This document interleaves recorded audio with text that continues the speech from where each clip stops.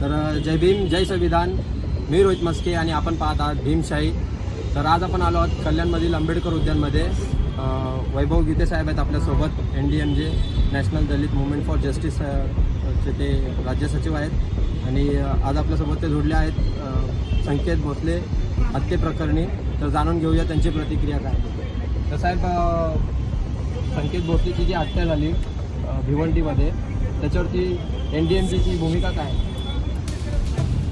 NDMJ संघटनेची भूमिका ही संकेतची हत्या झाल्याच्या नंतरची भूमिका नाहीये.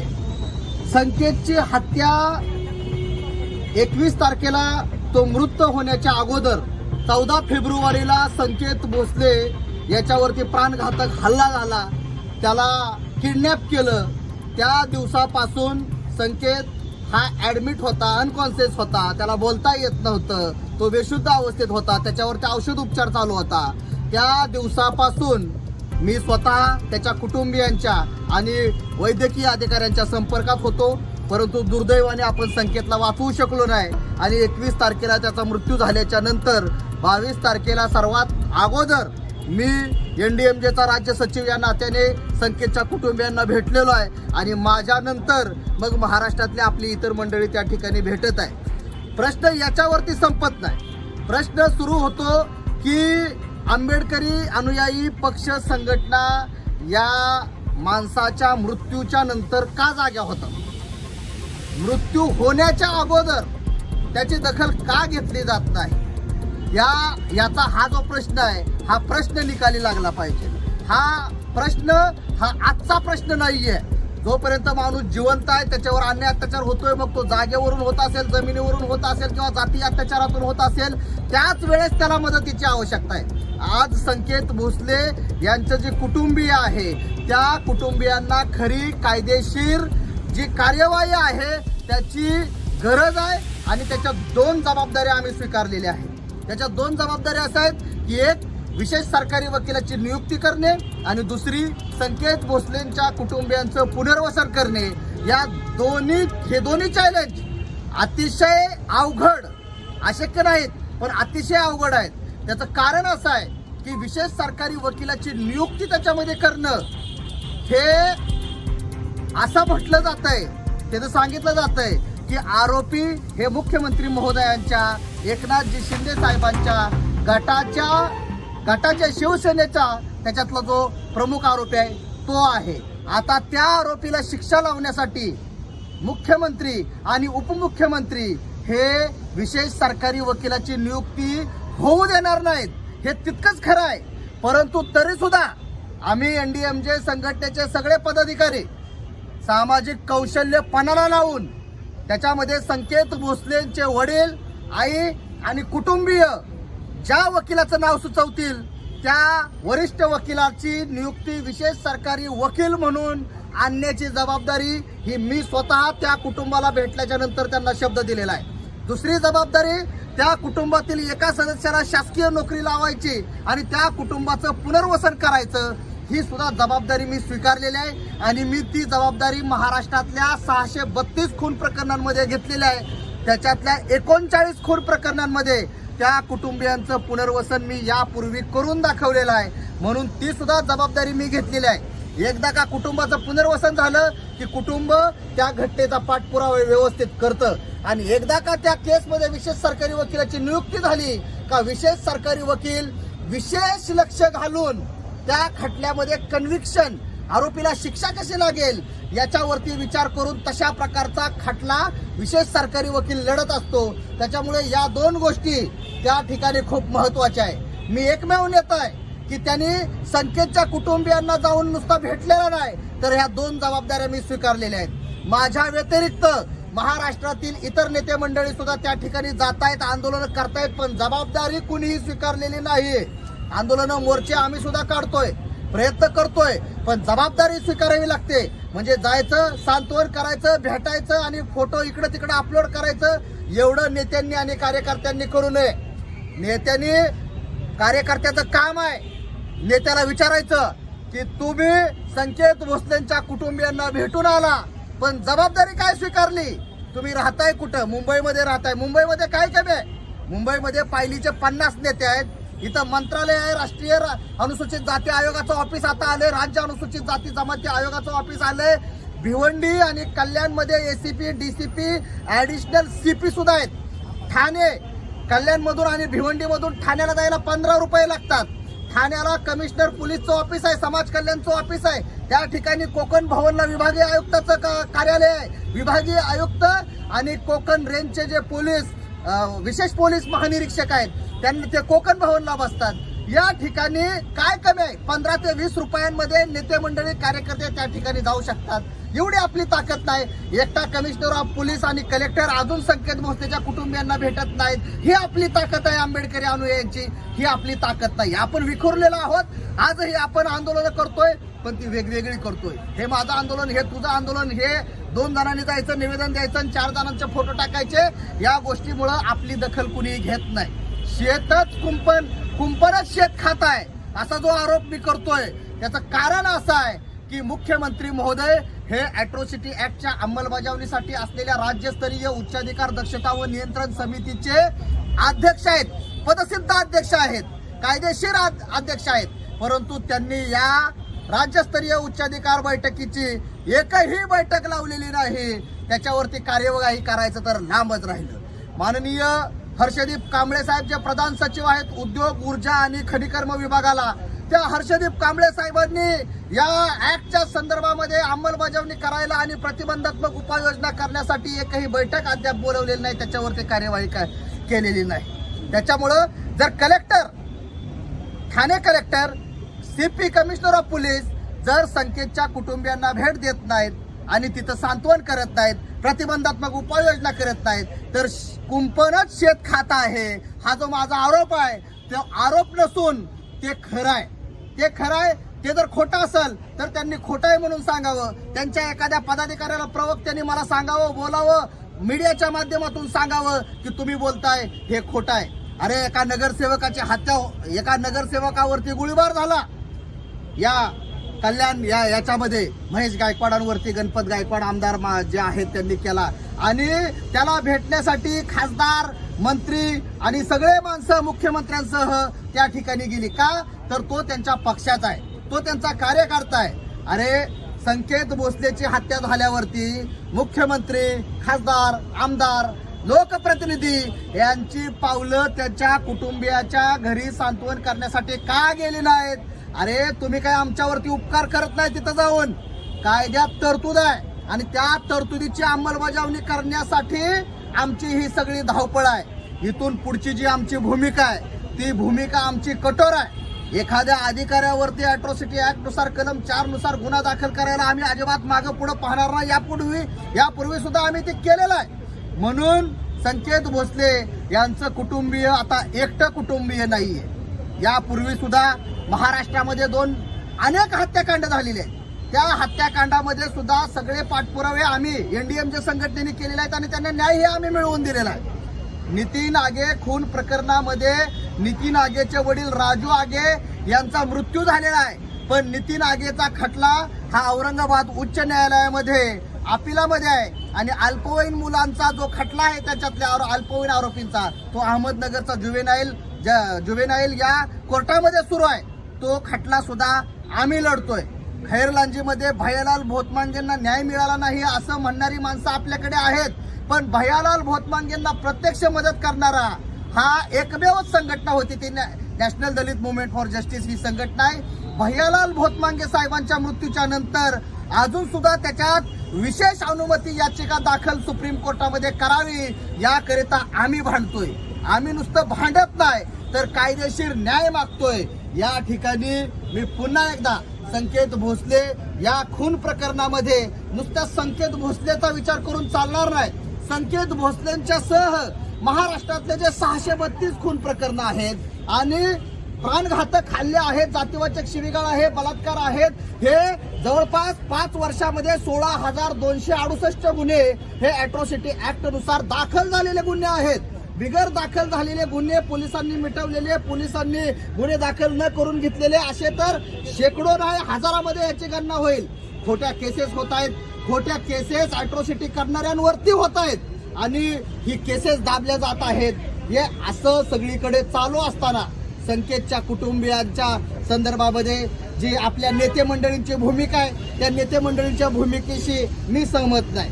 मी का सहमत नाही तर तिथं जायचं, स्टंट करायचा, भाषण करायचं आणि निघून जायचं, हे असलं आपल्या नेत्यांनी सोडून द्यावं. त्यांना काय कमी आहे? एसीपी, डीसीपी, सीपी, कलेक्टर, मंत्रालय तुमच्या एवढ्या दीड तासाच्या अंतरावरती आहे. काय एखादा नेता कार्यकर्ता मंत्रालयामध्ये जात नाही, जाब विचारत नाही? एकमेव मी आहे की ज्यांनी मंत्रालयामध्ये 14 फेब्रुवारीला हल्ला झाला संकेतवरती, 15 फेब्रुवारीला संकेत परेलच्या हॉस्पिटलमध्ये ऍडमिट होता आणि 21 तारखेला त्याला मृत घोषित करण्याच्या अगोदर त्याचा चांगला उपचार मिळावा याकरिता भांडणारा, बोलणारा आणि संकेतचा जीव वाचवण्यासाठी प्रयत्न करणारा मी आहे. मी वैभव गीते आहे. मी काय केलं हे महत्वाचं नाही, आपण सगळे मिळून काय करतोय, समाज म्हणून आपली जबाबदारी काय आहे. आपण तिथं गेल्याच्या नंतर त्या कुटुंबियांना नुसतं भेटायचं, सांत्वन करायचं आणि यायचंय म्हणजे काही सहलीला चाललोय का? आपण काय कुठं पर्यटनाला चाललोय का? म्हणजे तिथं जायचं आहे आणि स्टंट करायचा आहे. अशी आपली जी नेते मंडळी आहे, या नेते मंडळींना जनतेने ओळखलं पाहिजे. कारण ही जी लोक आहेत ही मांडवली बादशाह लोक आहेत. या लोकांना जनतेने चपलीनं मारायला पाहिजे की यांनी हा जो नालायकपणा यापूर्वी केलेला आहे त्या नालायकपणामुळं ही अशी जी परिस्थिती आता ओढवलेली आहे ती परिस्थिती ओढवलेली आहे. त्याच्यामुळे ज्या 2 जबाबदाऱ्या मी सांगितल्या त्या किरकोळ नाही आहेत. आरोपी हे सत्ताधारी पार्टीशी संबंधित असल्यामुळं त्याच्यामध्ये विशेष सरकारी वकिलाची नियुक्ती होण्यासाठी ते शेकडो अडथळे आणतील, पण ते शेकडो अडथळे पार करण्याची जबाबदारी ही मी घेतलेली आहे. कारण आज मी संकेतच्या कुटुंबियांना जो शब्द दिलाय तो सोशल मीडियाच्या माध्यमातून सगळ्या महाराष्ट्राला, भारताला माहिती झालेला आहे. आज तुम्ही माझी बाईट घेताय, 6 महिन्यांनी तुम्ही माझी बाईट घेतल्याच्या नंतर ह्या 2 जबाबदाऱ्यांचं वैभव गीते तुम्ही काय केलं याची जबाबदारी सांगायची जबाबदारी माझी आहे की पुनर्वसनाचं काम कुठपर्यंत आलंय आणि विशेष सरकारी वकील नियुक्तीचं काम कुठपर्यंत आलंय. एकदा वकिलाची नियुक्ती झाली, वकील कोर्टामध्ये, भिवंडीच्या कोर्टामध्ये भांडेल, बोलेल, त्याला मदतीसाठी आपण सगळी जण जाऊया. परंतु कोर्टात भांडणारा तर वरिष्ठ विशेष सरकारी वकीलच आहे. संकेतची केस ही गुंतागुंतीची आहे, त्याला एकही आय विटनेस नाहीये. संकेतला मारल्याच्या नंतर त्याला रिक्षामध्ये ठेवलं, रक्ताच्या थारोळ्यात पडलेला संकेत याला दवाखान्याच्या पुढे नेऊन गाडी तिथं थांबवली, परंतु ती गाडी तिथं कुणी आणली, ती रिक्षा, याचे जे सीसीटीव्ही फुटेज आहेत ते पोलिसांनी अद्याप जप्त केलेले नाही. तो महत्वाचा पुरावा त्या ठिकाणी आहे. ज्या ठिकाणी संकेतला गाडीमध्ये पकडलं आणि पकडून त्यांनी एक मॉब लिंचिंग करून एखाद्या जनावराला सुद्धा अशा पद्धतीने मारत नाहीत, तशा प्रकारे संकेतला त्यांनी मारलं. हे निंदनीय तर आहेत, निषेधार्ह आहे, परंतु याच्यावरती कडक अंमलबजावणी काय केली पाहिजे, कशी केली पाहिजे आणि आपण काय करतोय नेता म्हणून, पुढारी म्हणून, कार्यकर्ता म्हणून आपली काय जबाबदारी काय असते. एखादा अडाणी माणूस आहे तो सुद्धा संकेतच्या कुटुंबियांना मदत करू शकतो. तो कशी करू शकतो ते मी तुम्हाला सांगतो. संकेतचा खटला कोर्टामध्ये उभा राहिला, तो संकेतच्या आई वडील साक्षीदारांच्या सोबत जाऊन कोर्टाच्या बाजूला बाहेर त्या ठिकाणी उभा राहू शकतो. संकेतच्या कुटुंबियांना तो म्हणू शकतो की मी तुमच्या सोबत आहे, तुम्ही काळजी करू नका, मी या ठिकाणी आहे, तुमच्यावरती दबाव येणार नाही. एका अडाणी माणूस सुद्धा, म्हणजे जो शिकलेलाच पाहिजे त्याला कळतच असलं पाहिजे असं काय नाही. वकिलांची जबाबदारी काय आहे? वकील जुना असू द्या, नवीन असू द्या, किंवा आताच वकील पास झालेला आहे, त्या वकिलांची जबाबदारी आहे की संकेतचे आरोपी यांनी जामीन दाखल केल्यावरती तिथं जे आपले विशेष सरकारी वकील आहेत त्या विशेष सरकारी वकिलांच्या सोबत उभं राहावं ना. सोबत बाजूला 5-50 वकील असे आपले आंबेडकरी अनुयायी जे वकील आहेत आपले ते असे 5-50 जण उभा राहिले पाहिजेत. एका बाजूला त्यांचा वकील कसलाही असू द्या, पण विशेष सरकारी वकिलाला मदत करायला कल्याण, डोंबिवली आणि मुंबई, भिवंडी या परिसरातील सगळे वकील एका बापाच्या अवलादीचे असल्यासारखं, विश्वरत्न डॉक्टर बाबासाहेब आंबेडकरांना बाप मानणारी ही जी आपली सगळी मंडळी आहे ही सगळी एका बापाच्या अवलादीसारखं तिथं काम केलं पाहिजे. नेते मंडळींनी हा माझा गट, हा आरपीआय, हे बीएसपी, हे एनडीएमजे, हे असं न करता संकेत भोसलेच्या आरोपींना शिक्षा झाली पाहिजे. त्या नेते मंडळींचं सुद्धा काय संपूर्ण महाराष्ट्रामध्ये हे जे अन्याय अत्याचार होत आहेत पूर्ण आपल्या दलित समाजावरती, तर त्यासाठी तुमची एनडीएमजेची भूमिका काय असणार आहे? हे बघा, पाहिजे माननीय सुप्रीम कोर्टाने Arumugam Servai versus state of Tamil Nadu या खटल्यामध्ये, या निवाड्यामध्ये पॅरा 17 मध्ये सबंध सगळ्या राज्यांना निर्देश दिलेले आहेत की प्रतिबंधात्मक उपाययोजना करा, अॅट्रॉसिटी ऍक्ट घडणार नाहीत याकडे लक्ष द्या. आणि तुम्हाला जर माहिती आहे की घटना घडणार आहे आणि तुम्ही लक्ष न देता जर तिथं काय घडलं तर तिथल्या एसपीला, कलेक्टरला आणि संबंधित अधिकाऱ्यांना निलंबित करा. अशा सूचना माननीय सर्वोच्च न्यायालयाने यापूर्वीच दिलेल्या आहेत. या सूचनेची अंमलबजावणी होत नाही म्हणून राष्ट्रीय अनुसूचित जाती आयोग, मुंबई हायकोर्ट आणि मंत्रालयातले सचिव यांच्या मी भेटी घेतलेल्या आहेत. भेटी घेऊन थांबलेलं नाही तर सगळे कलेक्टर, एसपी आणि सगळे सीपी यांना त्यांनी आदेशित केलेला आहे की या सुप्रीम कोर्टाच्या जजमेंटची अंमलबजावणी करा. जोपर्यंत एसपी, सीपी आणि कलेक्टर यांच्यावरती बडतर्फीची कारवाई होत नाही तोपर्यंत खालचे जे हे पीआय, पीएसआय, डीवायएसपी, एसीपी लेवलची हे जे अधिकारी आहेत हे अधिकारी मुजोरपणा करतायत, हे बंद होणार नाही. म्हणून कलेक्टर, सीपी मी सांगितल्याप्रमाणे संकेत भोसलेच्या खून प्रकरणामध्ये 24 तासाच्या आत व्हिजिट करणं हे कायद्याच्या 12(4) नुसार कंपल्सरी आहे. परंतु ते येत नाहीत. काय येत नाहीत? त्यांना माहित आहे वरती मुख्यमंत्री, गृहमंत्री, उपमुख्यमंत्री यांना सुद्धा संकेत भोसले खून प्रकरणामध्ये काही इंटरेस्ट नाहीये. त्याच्यामुळे सीपी आणि कलेक्टर येत नाहीये. सीपी आणि कलेक्टर त्याची दखल घेत नाहीत. म्हणून इथले जे एसीपी आणि डीसीपी आणि ऍडिशनल सीपी आहेत त्यांना माहित आहे की वरची लोकांना दक्षता घेत नाहीत. परंतु आपली भूमिका त्याच्यामध्ये काय असली पाहिजे तर न्यायालयीन हे जे निवाडे आहेत त्याची अंमलबजावणी आपण करू शकलो पाहिजे, केली पाहिजे. का दिरंगाई होते? संकेतचे वडील ज्या वेळेस पोलीस स्टेशनला गेले होते त्याच वेळेस पोलिसांनी योग्य ती दखल घेतली असती नारपोली पोलीस स्टेशननी तर संकेतचा जीव वाचला असता. एका आईचा काळजाचा तुकडा जो आता गेलेला आहे तो परत कधी येणार नाही, त्याचा जीव वाचला असता. परंतु नेहमीच दलित, आदिवासी, बौद्ध आणि मागासवर्गीयांच्या प्रती पोलीस प्रशासनाची भूमिका वर्षानुवर्ष या जिल्हा प्रशासनाची अशीच राहिलेली आहे. म्हणजे मराठा समाजाने जर आंदोलनं केली तर त्यांच्या आंदोलनामध्ये त्यांच्यावरती झालेल्या केसेस निकाली निघतात. मंत्रालयातून जीआर निघतो की आंदोलनकर्त्यावरती ज्या केसेस झालेल्या आहेत त्या मागे घेण्यात याव्यात. परंतु भीमा कोरेगावच्या संदर्भामध्ये जी दंगल उसळली आणि त्याच्यानंतर जे आंबेडकरी अनुयायांवरती खोट्या केसेस टाकण्यात आल्या त्या केसेस अद्याप पाठीमागे घेतलेले नाहीत. म्हणजे हा जो भेदभाव आहे तो भेदभाव हे सरकार करतंय. नेमकं साहेब याला जबाबदार कोण आहे? कारण बाबासाहेबांनी आपल्याला लोकशाही दिली आहे, त्याच्यामध्ये मताचा अधिकार दिलेला आहे. तर सरकार अल्टिमेटली आपणच निवडतो. तर याला नेमकं जबाबदार कोणाला समजता तुम्ही? याला जबाबदार म्हणून मी राज्य शासन आणि केंद्र सरकार या दोघांचीही जबाबदारी सारखी आहे. केंद्र सरकारने अॅट्रॉसिटी ऍक्ट कायदा 1989 ला केला, त्याचे नियम 1995 ला केले आणि त्याचं इम्प्लिमेंटेशन प्रत्येक राज्यावरती सोपवले. राज्याचे मुख्यमंत्री त्याचे पदसिद्ध अध्यक्ष आहेत, स्टेट विजिलन्स मॉनिटरिंग कमिटीचे नोडल ऑफिसर आहे, त्याची एक बॉडी आहे सब डिव्हिजनल मॉनिटरिंग कमिटी. प्रांताधिकारी सब डिव्हिजनल ऑफिसर जो असतो त्याच्या अंतर्गत एसीपी आणि सगळे बीडीओ यांची अॅट्रॉसिटी ऍक्टच्या अंमलबजावणीची जबाबदारी जी आहे तो सब डिव्हिजनल ऑफिसर म्हणजे प्रांत अधिकारी तो पार पाडत नाही. म्हणजे जर सब डिव्हिजनल तहसीलदार आणि वरती ऍडिशनल सीपी, कलेक्टर आणि ही जी यंत्रणा आहे ही संपूर्ण यंत्रणा फेल आहे. ही आज फेल नाहीये, ही वारंवार फेल आहे. त्याच्यामुळं जोपर्यंत या यंत्रणेवरती कारवाई होत नाही, मंत्रालयामध्ये कंटिजन्सी प्लॅन, आकस्मिकता योजना ही पेंडिंग आहे. कुठल्या अधिकाऱ्याने किती दिवसामध्ये काय केलं पाहिजे, एफआयआर टू जजमेंट काय केलं पाहिजे, कसं केलं पाहिजे, कुठल्या नियमाने केलं पाहिजे याचा एक आकस्मिकता योजना, साशांक योजना ज्याला कंटिजन्सी प्लॅन म्हणतात ती मुख्यमंत्री एकनाथजी शिंदे यांच्या टेबलवरती आहे. ते त्याला मान्यता देत नाहीये.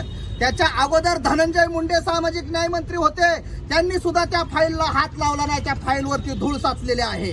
म्हणून मुख्यमंत्र्यांनी हे सामाजिक न्याय व विशेष सहाय्य विभाग जो त्यांच्याकडे ठेवलेला आहे हा जाणून बुजून मागासवर्गीयांवरती अन्याय अत्याचार करण्यासाठी जणू काय तुम्हाला लायसन दिलंय सवर्णांना अशा प्रकारे ते वागत आहेत आणि अशा प्रकारे ते बोलत आहेत. म्हणून याला राज्य सरकार जबाबदार आहे, त्यांचं प्रशासन जबाबदार आहे असं मी या ठिकाणी मानतो. आणि आंबेडकरी समाज जो आहे तो आंबेडकरी समाजात संतप्त आहे.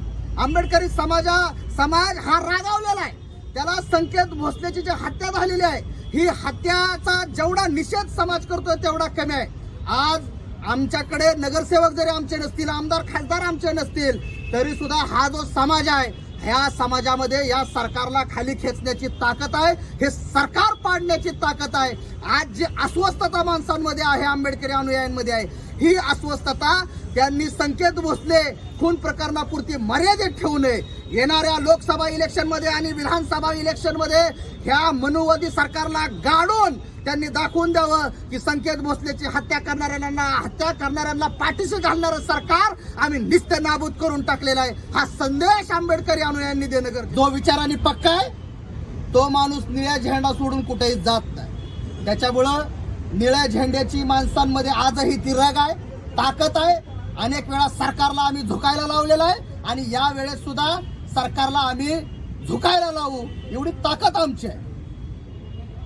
तर हे होते आपले वैभव गीते NDMJचे राज्यसभा अध्यक्ष. तर माझ्यासोबत कॅमेरामॅन सिद्धू निकमसह मी रोहित मस्के, भीमशाही सत्यशिवाय परिवर्तन.